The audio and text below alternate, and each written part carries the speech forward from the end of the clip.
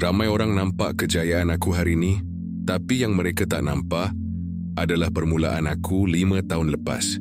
Tahun lepas aku buka franchise pertama. Semua orang kata gila, tapi aku nampak masa depan dari awal. Delivery jadi senjata rahsia masa PKP. Orang lain cut cost, aku up game sebab aku tahu arah aku. Dulu, aku upgrade gerai kecil jadi jenama tempatan. Orang datang bukan sebab lapar je, tapi sebab percaya. Hujan, panas, orang tak datang, semua tu biasa. Tapi aku dah lukis peta masa depan aku. Dan aku ikut jalan tu. Ni semua bermula dengan satu soalan. Apa aku nak capai dalam 5 tahun? Dan dari hari itu, aku mula rancang ke belakang, bukan ke depan. Kau nak jadi luar biasa? Rancang macam orang luar biasa, start dengan destinasi. Bina jalan dari situ, itu beza survive dengan legasi.